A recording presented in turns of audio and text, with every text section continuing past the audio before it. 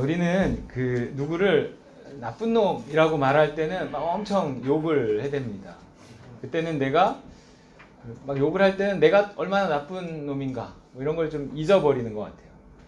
또 우린 누굴 좋아하면 뭐그 사람은 또 절대 잘못 같은 건 하지 않을 거라고 그리고 신앙처럼 믿어버려요.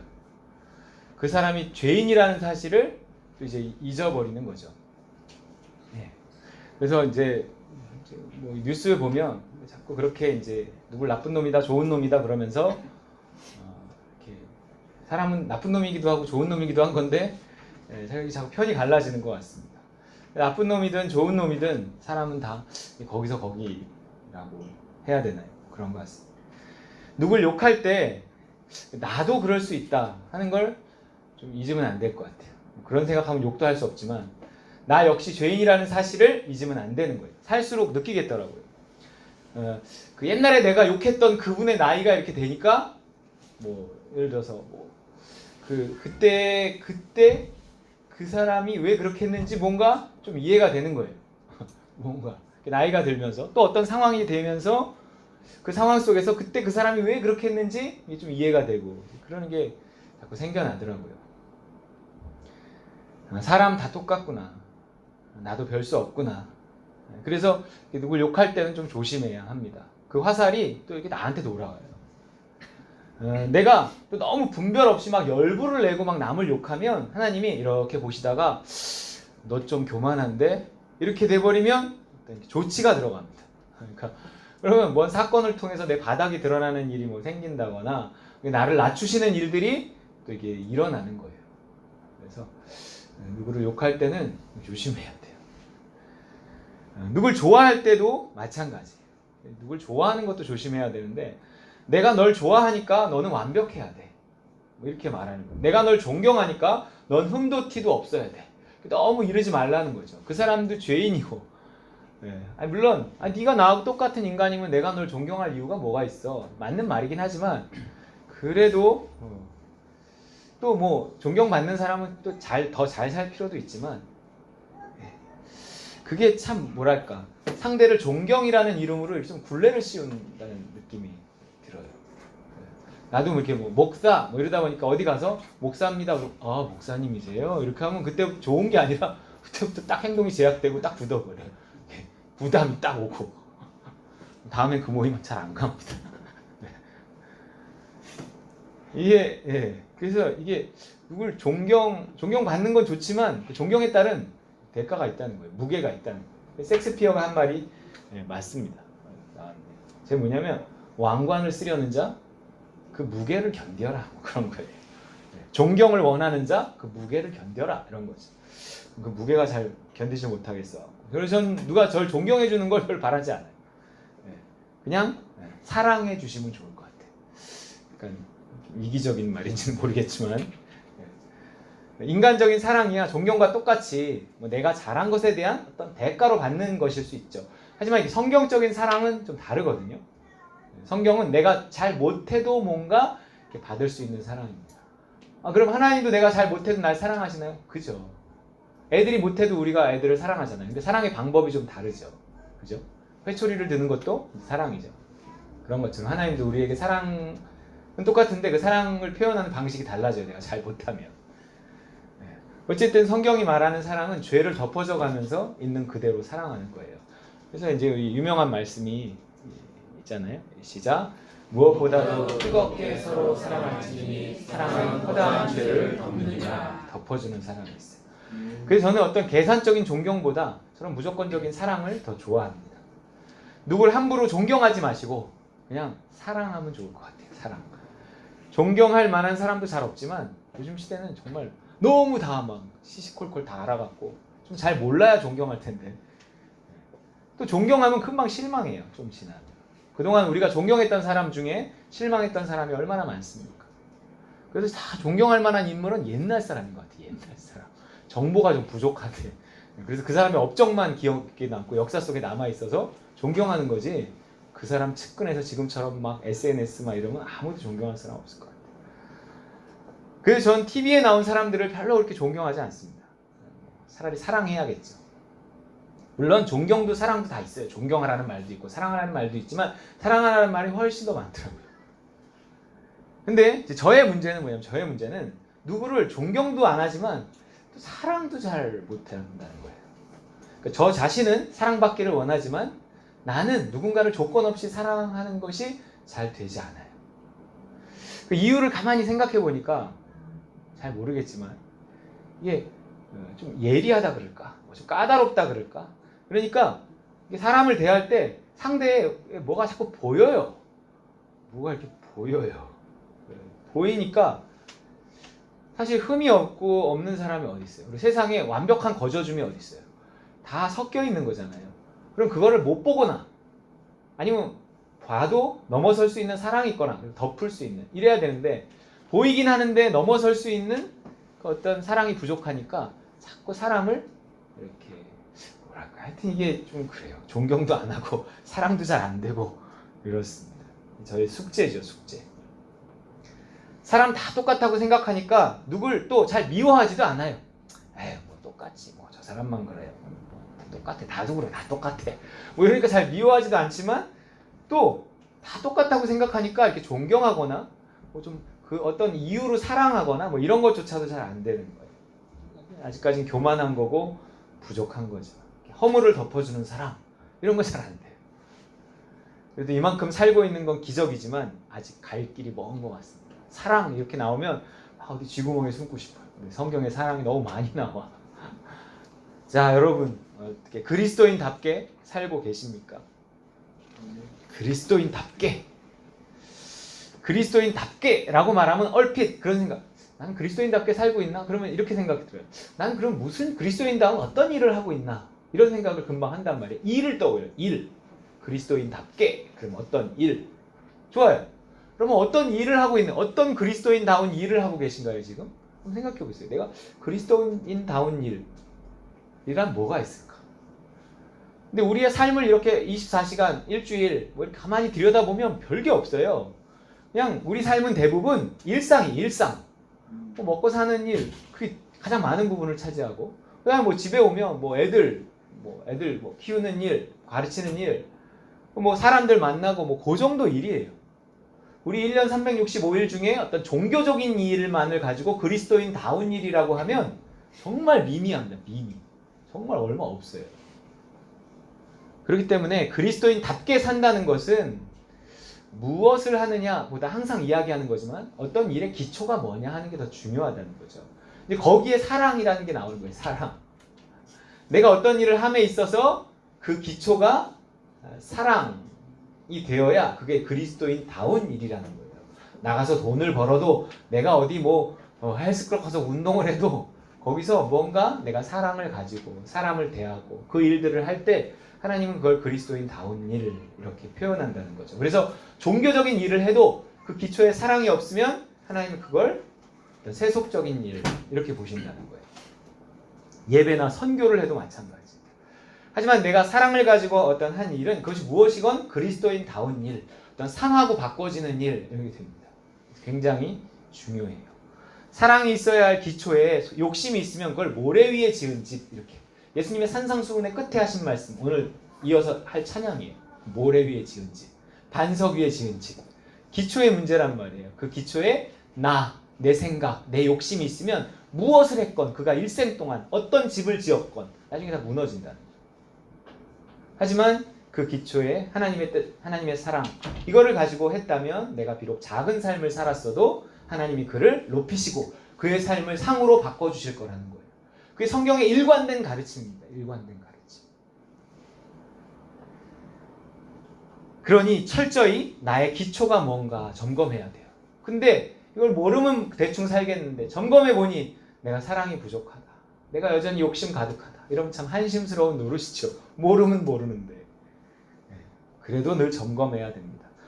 그러니까 어떤 일이 그리스도인다운 일이냐를 묻기 전에 내 안에 그 하나님의 사랑이 있는가를 물어야 돼요. 그래야 그 사랑을 기초로 무엇이 그리스도인다운 일인가를 물을 수 있다는 거예요. 사랑도 없이 뭐가 그리스도인다운 일이야? 알려만 줘. 내가 한번 해볼게. 이런다고 되는 게 아니에요. 사랑의 문제가 해결돼야 된다. 사랑의 문제. 아이 그래도 알려줘 보세요. 뭐 하나 못하나는 뭐 해봐야 아는 거죠. 이래봬도 내 의지가 장난이 아니거든요. 당신 뜻을 알려줘 보세요. 하나 못하나는 시켜봐야 알죠. 해봐야 아는 거죠. 이럴까봐 하나님이 이스라엘 1400년 그 예수님 오시기까지 어떤 그 역사 속에서 모세를 통해 율법을 주시고 한번 지켜봐라 그러셨어요. 좋아, 한번 해봐. 내가 너에게 주는 이 율법을 다 지키잖아. 그럼 내가 널 의롭다 이렇게 인정하고 천국 보내줄게. 이랬어요. 단 모든 인간이 도전할 수 없으니 좀 뽑자. 대표로 유대인 뽑자. 유대인에게만 기회를 주겠다. 아주 우수한 민족인 유대인이다. 전 세계 인구에 다 외국인인데 막 우리가 얼굴 아는 사람이 막 엄청 많아요. 저희 다 유대인이에요. 전 세계 인구의 3%가 전체 노벨상의 30%를 가져가는 특이한 민족이지. 그들이 하지 못하면 아무도 하지 못하는 것으로 인정하자. 그리고 유대인에게 율법을 주셨어요. 한번 해봐. 그리고 모세를 통해 1000년 넘는 생활, 1400년 이 기간 동안에 유대인을 지켜보셨어요. 과연 그 우수한 민족이 이 법을 지킬 수 있는가? 그들은 지키려고 엄청 발버둥 쳤지만 하나님의 기준에는 미치지 못했어요. 그게 구약 성경이고 이스라엘의 역사예요. 역사. 실패의 역사. 이런 거예요. 봐, 안 되지. 죄인은 말이야 절대 착하게 의롭게 살 수 없어. 너희들이 착하게 살아서 의인이 되는 게 아니라 의인이 된 다음에 착하게 살 수 있는 거야. 이런 거죠. 그런데 우리의 출발이 의인이 아니라 죄인이란 말이에요. 아담과 하와가 선악과 따먹고 에덴 동산에 쫓겨난 다음부터 우리의 출발이 죄인이에요. 그러니까 어떻게 의로운 일을 할 수 있어요? 하나님이 우리가 할 수 없다는 것을 지켜보신 후에 예수님을 보내서 이렇게 하신 거예요. 자, 내가 이제 값없이 어떤 대가도 바라지 않고 너희들을 그냥 의인으로 만들어주겠다. 의롭다고 해주겠다. 그러니 이제부터 의롭게 한번 살아봐라. 이렇게 되는 거죠. 그래서 하나님의 아들 예수님을 보내서 우리의 죄의 대가를 다 치르시고 죄값을 치르시고 십자가에 못 박혀 죽게 하심으로 그 사실을 믿는 사람의 죄를 다 용서해 주시고 의인 삼아 주셨어요. 이제 예수님이 나를 대신해서 십자가에 죽으시고 부활한 하나님의 아들이다. 이것만 딱 믿으면, 입술로 믿는다고 말하면 그 사람은 이제 의인이 된다. 이랬어요. 그게 우리가 지난주에 배웠던, 나눴던 말 한마디로 얻는 구원. 입으로 가는 천국. 뭐 그런 거예요. 내 행위로 의롭게 된 게 아니라 말 한마디로 우리는 의롭다함을 얻었어요. 이스라엘 유태인들이 볼 때는 어마어마한 일인 거예요. 말도 안 되는 일인 거예요. 아니 우리는 의롭다함을 얻으려고 얼마나 애를 쓰고 1000몇백 년 노력했는데 한 놈도 그 행위로 의롭다 하심을 얻지 못했는데 이제 이게 뭐예요? 말 한마디만 하면 의롭다고 해준다고요? 말도 안 돼요. 뭐 이럴 수 있어요. 이게 로마서 11장까지의 결론이. 그러니 은혜죠. 은혜. 내가 너희를 의인으로 만들었다. 의인으로 만들었다. 그러니까 이제 12장부터는 무슨 얘기가 나오면 되는가? 그러니 이제부터 너희가 의롭게 살아라. 그러니까 이 12장부터 나오는 얘기는 우리가 죄인이라는 걸 깨닫게 하기 위해 주시는 명령들이 아니라 의인이 되었으니 이제 너희가 이 정도는 할 수 있다. 그리고서 주는 명령들이라는 거예요. 로마서는 공부예요, 여러분. 공부한다고 생각하셔야 돼요. 의롭게 되었으니 의롭게 살아가라 하는 거예요. 그래서 로마서 12장인 오늘 본문은요. 의롭게 된 우리가 살아가야 할 의로운 삶에 관한 얘기예요. 그러니까 뭔가 내가 할 수 없다는 걸 증명하기 위해서 주신 명령이 아니라 너희가 이제는 은혜를 힘입어서 의롭게 되었으니 이렇게까지도 살 수 있어. 그러는 거예요. 예전에는 원수를 사랑하라까지도 아니었어. 그냥 그런데도 지킬 수 없었던 걸 이제는 그 기준이 엄청 높아져서 이제 원수를 사랑하라야. 근데 이거는 우리가 의롭게 되는 기준이 아니라 의롭게 되었으니 이 원수를 사랑할 수 있는 수준까지 너희가 잘할 수 있다. 어떤 이런 희망과 가능성으로 주신 명령이에요. 내 자신이 전에는 할 수 없었던 그런 의로운 일들을 내가 하는 걸 보면서, 그러니까 내가 변화되는 모습을 보면서 아, 내가 구원받은 사람이 맞구나. 내가 이미 의인이 된 게 맞구나. 이런 걸 확인하라고 주신 명령이라는 거예요. 차이를 아시겠어요? 옛날엔 똑같은 명령을 줘도 그거를 지켜야 의인이 되는 건데 그게 아니라 이제는 의인이 되게 해놓고 그리고 그 명령을 주심으로 말미암아 너희가 이제 이미 의인이 되었다는 걸 확인하라는 거예요. 야, 내가 전에는 이렇게까지 살지는 못했는데 이제 내가 이런 일까지 하고 있네. 이런 선한 일을 내가 전에 할 수 있었을까? 없었을 텐데. 근데 예수 믿고 나니 하나님 나에게 은혜와 사랑을 주시고 이제 이런 일까지도 하네? 아, 내가 구원받은 사람이 맞구나. 그러라는 거예요. 이게 구원받은 자의 삶. 그러니까 그리스도인답게 이제 살 수 있게 된 거예요. 근데 좀 전에 그리스도인답게 사는 게 무엇을 기초로 사랑하는 거라고 그랬어요. 어떤 특정한 일이 그리스도인다운 일이라기보다 우리의 모든 일 속에서 무엇을 기초로 사는 거? 사랑을 기초로 사는 거라고 해요. 사랑. 근데 이 사랑이 어려우니 사랑이 어려운 거라고 그랬어요. 근데 이제 우리가 사랑이 가능해졌어요. 제가 사랑하기가 어렵다고는 했지만 어려울 뿐이지 불가능한 건 아니란 말이에요. 왜요? 예전에 불가능했어. 근데 이제 불가능하지 않아요. 왜냐하면 예수님의 십자가 사건 있기 때문이라니까요. 그래서 할 수 없는 나를 십자가에 못 박고 그리고 하나님의 영인 성령을 보내주셔서 우리로 사랑하며 그리스도인답게 살아갈 수 있게 하셨어요. 그게 복음이에요. 그게 복음. 내가 이제는 예수님으로 말미암아 죄사함 받고 성령을 선물로 받아서 이제 내 안에 내주하시는 계시는 성령님이 하나님의 뜻이 뭔지 알려주시고 그 뜻을 행할 수 있는 하나님의 은혜와 사랑, 능력 이런 거를 공급해 주셔요. 뭐 다 주시면서 하라고 하니까 할 수 있는 거예요. 그게 복음이죠. 이걸 모르면 교회를 다녀도 여전히 구약에 속하고 육에 속한 신자밖에 못 되는 겁니다. 실제로 교회 안에는 되게 많아요.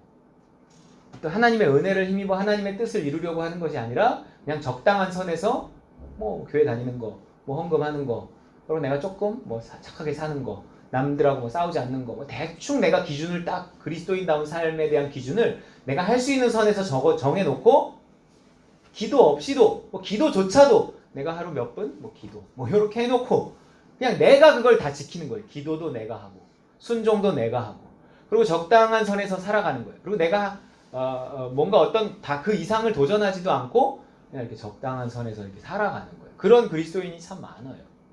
그것만도 못하는 사람이 많지만 근데 그건 복음이 아니라는 거예요. 복음이 아니에요. 자, 이제 로마서 12장이요.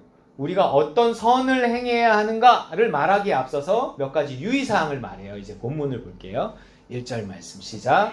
그러므로 형제들아 내가 하나님의 모든 자비하심으로 너희를 권하노니 너희 몸을 하나님이 기뻐하시는 거룩한 산 제물로 드리라. 이는 너희가 드릴 영적 예배니라. 제물은 죽여서 드리는데 산 제물, 살아있지만 죽은 거예요. 이게 뭐냐면 예수님의 십자가 사건을 말하는 거예요. 너희가 예수님의 십자가 없이, 그러니까 너희가 살아서는 내 뜻을 행할 수 없어. 내가 지금부터 너희가 어떻게 살아야 하는지 말할 텐데 십자가 없이는 안 돼. 너희가 살아서는 안 돼. 못 지켜. 그렇게 못 살아. 그러니까 제물로 드려. 너희를 십자가에 못 박아. 예수님과 함께 날마다 죽어. 그래야지 순종할 수 있어. 그리고 이제 출발하는 거예요. 2절 시작. 너희는 이 세대를 본받지 말고 오직 마음을 새롭게 함으로 변화를 받아 하나님의 선하시고 기뻐하시고 온전하신 뜻이 무엇인지 분별하도록 하라. 우리가 좋아요. 나를 십자가에 못 박았어.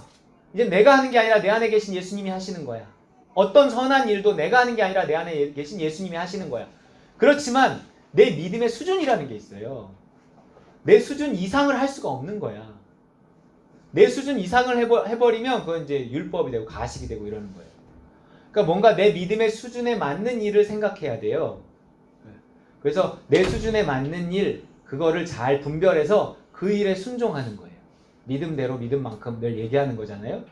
그러긴 하지만 목표는 정확해야 된다는 거예요. 목표는 더 온전한 하나님의 뜻이 돼야 된다는 거예요.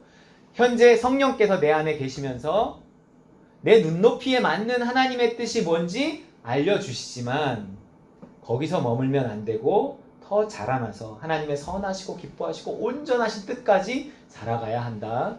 그거를 알고 눈높이를 찾으라는 거예요. 눈높이. 무슨 얘기인지 아시겠죠? 우리가 할 수 있는 건 극히 별거 없어요. 원대한 꿈을 꿔도요, 예, 그 꿈을 내가 지금 이룰 수 없어요. 근데 지금 할 수 있는 걸 하나님께 물으면 지금 할 수 있는 걸 말씀해 주세요. 내가 내 믿음으로 지금 은혜로 할 수 있는 일들, 그럼 그걸 하면 돼요. 예, 그러면 자라나서 어디까지 이르겠죠. 그러나 그 전까지는 맞는 일을, 나한테 맞는 일을 날마다 순간마다 찾아가야 돼요. 어제 맞는 일이라고 오늘 맞는 일은 아니에요. 사람들 변하고 자라나니까 그래요. 뭐 작년까지도 우리 아이한테 맞았던 옷이 올해 입어보니까 전혀 안 맞아. 자라났기 때문에 그래요. 그래서 늘 새로운 옷을 입어야 돼요. 늘 새롭게 하나님의 뜻이 뭔지를 물어야 된단 말이에요. 하지만 그걸 실천하지만 목표는 더 높이 있어요. 그거는 일단 알아야 된다는 거예요. 그러면서 이제 그 눈높이에 대한 이야기를 하시는 거예요. 순종에 있어서 중요한 거기 때문에 이 눈높이에 나의 눈높이에 맞는 일을 찾는 거, 그게 지혜라는 거예요. 지혜. 마땅히 생각할 그 이상의 생각을 품지 말고 괜히 오버하지 말고 이거예요. 부족하면도 안 되고 넘어서도 안 되고 딱 나에게 맞는. 성령님만이 아세요. 내가 그런 것까지도 할 수 있어요? 하나님 나에게 믿음을 주셔. 나 그거 못하는데요? 아니, 할 수 있어. 뭐 이런 것도 있고, 하나님 나한테 믿음을 주셔.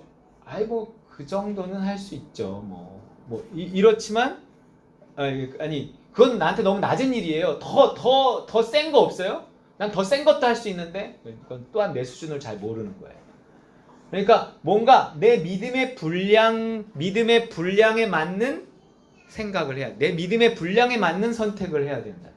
그게 지혜라는 거예요. 지혜. 성경이 그렇게 지혜를 강조하고, 잠언이 지혜를 강조하고, 솔로몬이 그렇게 원했던 지혜는 맞는 생각이 맞는. 이게 되게 중요해요. 이걸 모른 채로 우리가 해야 할 일을 쭉 나열하면 그냥 율법이에요. 아무 구약이나 아무 차이가 없어요.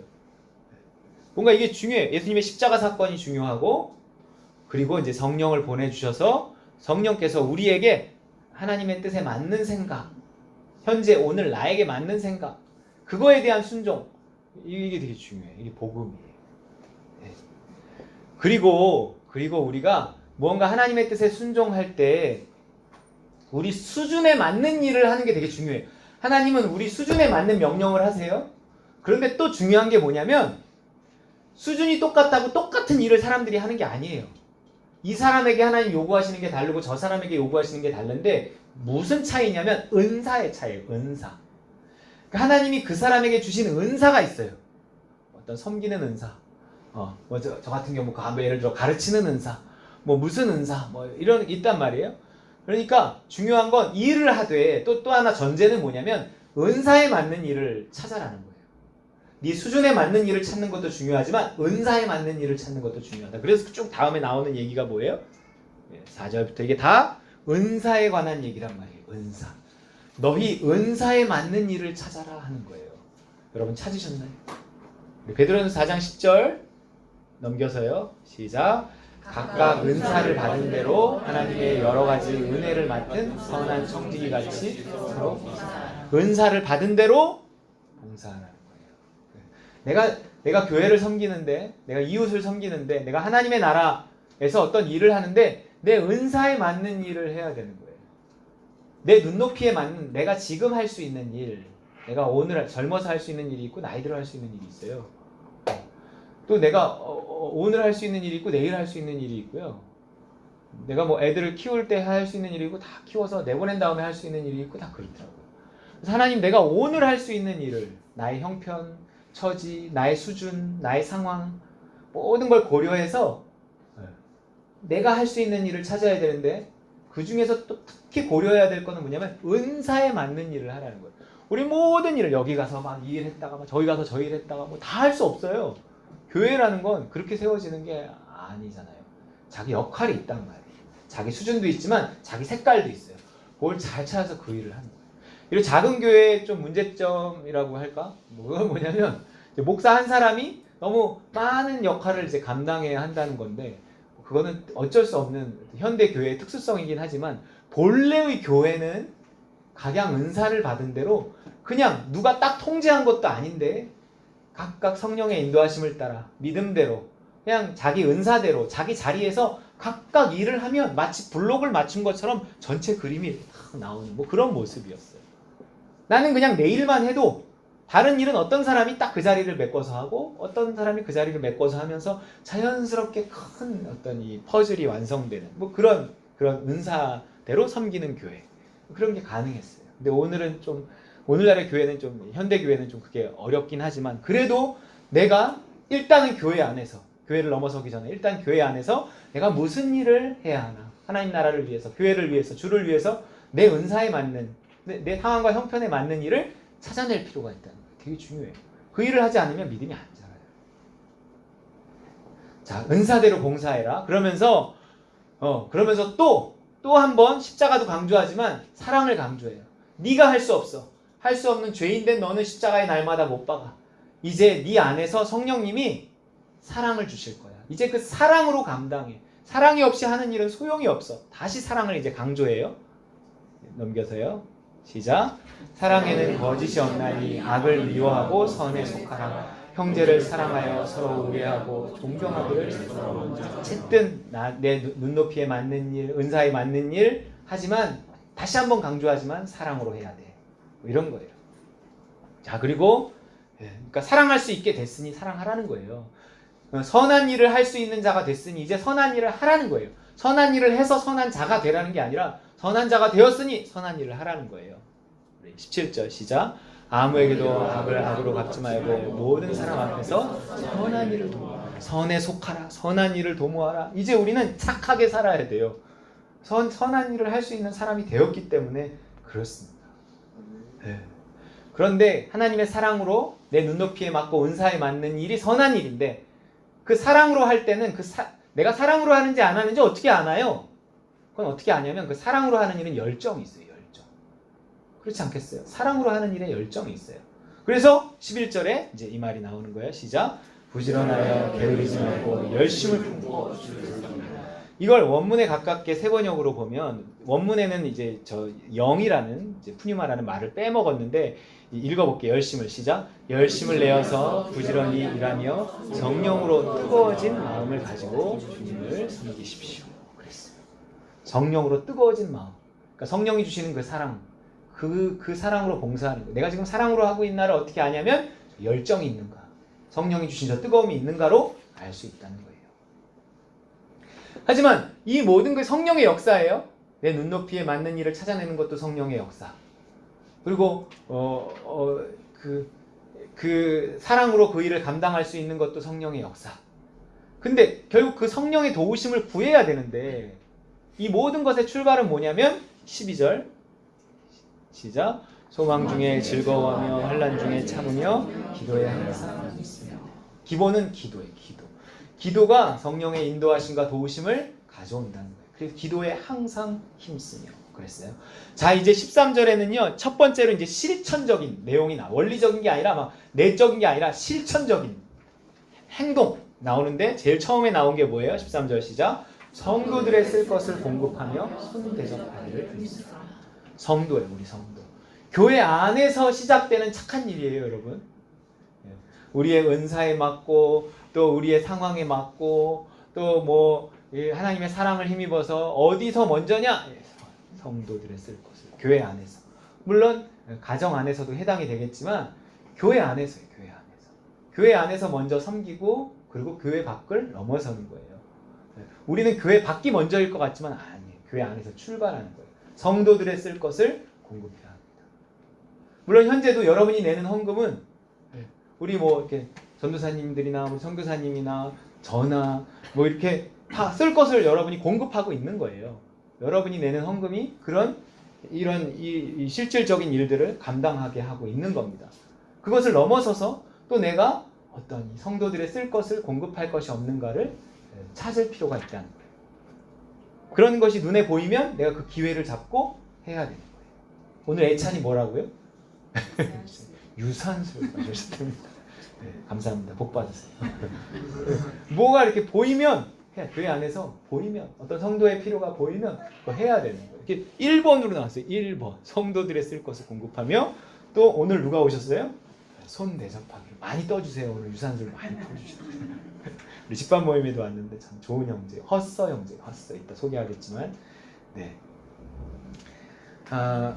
그렇습니다. 자, 그래서 우리는 어디에까지 이르러야 되냐면, 시작. 너희를 박해하는 자를 축복하라. 축복하고 저주하라. 원수를 사랑하라는 예수님 말씀의 다른 버전이죠. 15절 16절 즐거워하는 자들과 함께 즐거워하고 우는 자들과 함께 울라. 서로 마음을 같이하며 높은 데 마음을 두지 말고 낮은 데 처하며 스스로 지혜 있는 채 하지 말라. 뭐 이런 것들이 우리 힘으로 못하는 거예요. 십자가 붙들고 늘 하나님께 기도하면서 그 성령께서 공급하시는 은혜를 힘입어서 또 우리 눈높이에 맞춰서 주시는 그 믿음을 붙잡고 무언가를 이렇게 살아가면서 우리가 도달해야 되는 거예요. 도달. 자, 그 도달해야 되는 것 중에 이제 18절부터 21절까지 하나의 주제로 말하고 있는 아주 중요한 것이 있어요. 우리가 결국 도달해야 될 게 뭐냐? 세계 선교냐? 당연히 그렇게 해야죠. 중요하죠. 그러나 일단 우리는 뭐에 도달해야 되냐면 화목이라는 것에 도달해요. 화목. 우리가 예수 믿고 우리의 신앙이 자라고 십자가와 성령을 힘입어 도달해야 될 거기가 지점을 화목이라고 말하고 있어요. 화목. 여러분 오늘 주보 앞에 면에 멋진 사진이 있어갖고 제가 전사님한테 이걸 넣자 그랬어요.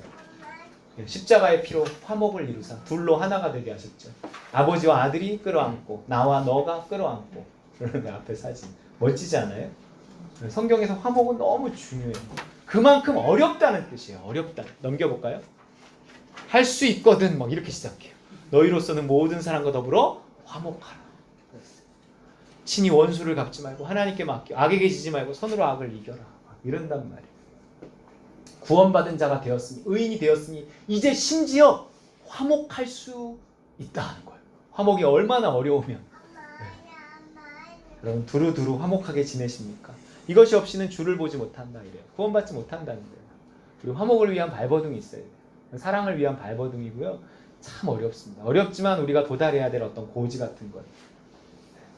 우리가 어떤 명령을 접하고 내가 그 명령을 성경에 이런 말이 있어. 그럼 내가 한번 해보지. 율법이고 구약이에요.